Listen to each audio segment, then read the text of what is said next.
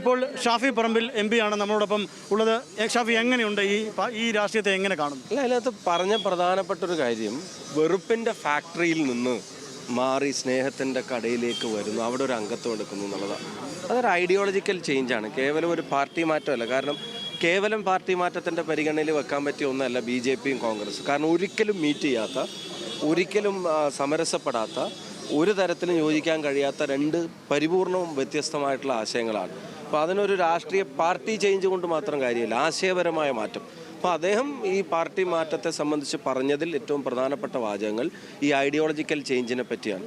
കേരളത്തിൽ ഹിന്ദു, മുസ്ലിമും ക്രിസ്ത്യാനിയും ഉപരോധം നടത്തി ജീവിക്കേണ്ടവരല്ല എന്ന് പറഞ്ഞതിൻ്റെ പേരിൽ പോലും പാർട്ടിക്കകത്ത് ഉപരോധം നേരിടേണ്ടി വന്നു എന്നാണ് അദ്ദേഹം പറയുന്നത്. അപ്പോൾ അവിടെ നിൽക്കുമ്പോൾ പറഞ്ഞ വാക്കുകൾ, ഉപയോഗിച്ചിട്ടുള്ള കാര്യങ്ങൾ, ചർച്ചകളിൽ ഉന്നയിച്ച വാദങ്ങൾ ഉൾപ്പെടെയുള്ള കാര്യങ്ങൾക്ക് ജാള്യതയും ഖേദവും രേഖപ്പെടുത്തുന്ന തരത്തിൽ തന്നെയാണ് സംസാരിച്ചത്. അത് ഉൾക്കൊണ്ടിട്ട് വരുന്ന വരവ് തീർച്ചയായിട്ടും നാടിന് ഗുണമാണ്. കാരണം നാട്ടിൽ പരസ്പരം ഭിന്നിപ്പിക്കുന്ന ആളുകളുടെ എണ്ണം അല്ലല്ലോ കൂടേണ്ടത്, പരസ്പരം യോജിപ്പിക്കുന്ന ആളുകളുടെ എണ്ണമല്ലേ. കോൺഗ്രസ്സിന് എന്തെല്ലാം കുറ്റം കുറവും നിങ്ങൾ പറഞ്ഞാലും കോൺഗ്രസ് ഒരിക്കലും ഒരു വർഗീയ പ്രസ്ഥാനമല്ല എന്നുള്ളത് നമുക്ക് എല്ലാവർക്കും അറിയാം.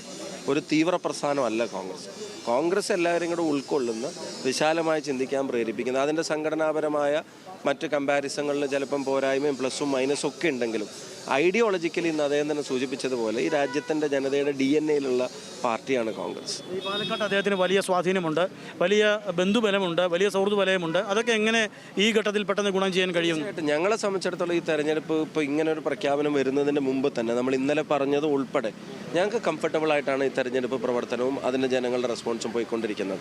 അപ്പോൾ അതിന് ശക്തി പകരുന്ന തരത്തിൽ ആശയപരമായിട്ടുള്ള ഒരാളും കൂടെ ആശയങ്ങളോട് ചേരുക, അദ്ദേഹവുമായി ബന്ധപ്പെട്ട ആളുകൾ അത്തരം തീരുമാനങ്ങൾ എടുക്കുക, അല്ലെങ്കിൽ അവരുടെ ഇടയിലേക്ക് ആ മെസ്സേജ് ചെല്ലുക എന്നൊക്കെ പറഞ്ഞാൽ it looks positive for us. 2 ദിവസം കൂടെ ബാക്കിയുള്ളപ്പോൾ ഈ തെരഞ്ഞെടുപ്പ് മാനേജ്മെന്റിൽ ഒരു ഊർജ്ജം പകർന്നു. അല്ല, ഇത് സന്തോഷമുള്ള കാര്യമാണ്. ജസ്റ്റ് ഒരു തെരഞ്ഞെടുപ്പ് മാനേജ്മെൻറ്റിന് മാത്രം കാര്യമല്ല, അതിപ്പം 20-ാം തീയതിക്ക് വരെയുള്ള ഒരു മൂവ്മെൻ്റ് അല്ലല്ലോ ഇത്.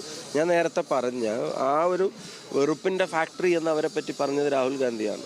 അത് ഉപേക്ഷിച്ച ഒരാൾ വരുന്നു എന്നുള്ളത് ഈ ഉപതെരഞ്ഞെടുപ്പിനപ്പുറവുമുള്ള രാഷ്ട്രീയത്തിന് ഗുണകരമായിട്ടുള്ള, നാടിന് ഗുണകരമായിട്ടുള്ള കാര്യം തന്നെയാണ്. ഒരു ഐഡിയോളജിക്കലി ഒരു തിരിച്ചറിവാണ്. അത് കൂടുതൽ ആളുകൾക്ക് ഉണ്ടാവട്ടെ.